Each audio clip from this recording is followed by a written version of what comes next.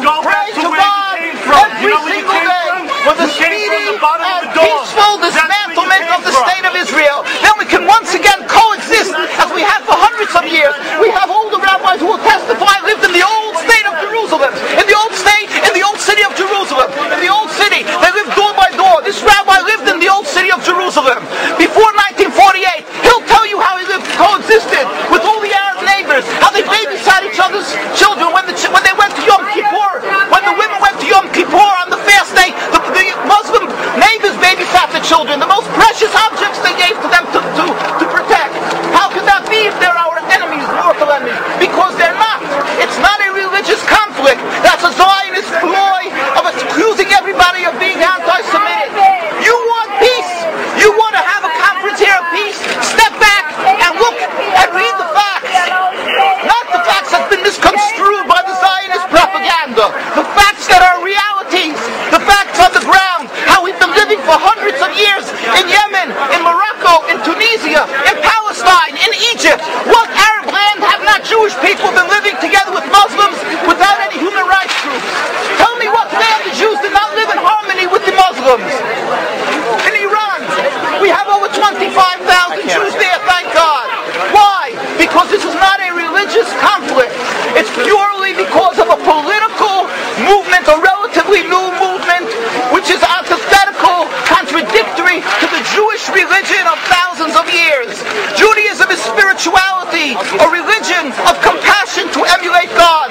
Zionism has been created 100 years ago by atheists, people who have abhorred religion, who wanted to transform Judaism from religion to nationality, to a purely materialistic base, godless in its essence.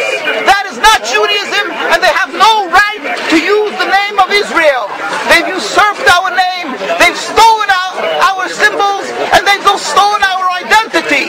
And they are causing death and destruction year in and year out. For over 50 years, death and bloodshed has not stopped because of a pure ideological belief called Zionism. They sacrifice on their idol bodies, human beings, hearts, souls. They rent, they've destructed houses, they've destructed people's lives.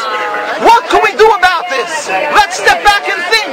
There is a solution with God's help. If we would put away the politics, then we could know that we've been living and coexisting together. We most profusely apologize to the Muslims, to the Arabs, what have been done to them. And then we can return and make restitution for what has been done to them. And then we will be able to live in harmony. Not an Israeli state, a one Palestinian state. One state as we have been living for hundreds of years. There will be peace. And you will see that this 50 years has been a nightmare, a mirage, and nothing to do. Your fear-mongering, that's what Zionism does. It's panic, going into a theater and yelling, fire, fire, that's what Zionists do. We've been living with the Muslims. We've been living, yes, Ahmadinejad keeps on stating that he does not want to harm the Jews, but the Zionists don't want to antagonize them.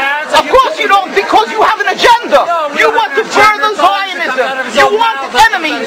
You want enemies in order to be able to say you're protecting the Jews. We don't want enemies. We want to live in peace.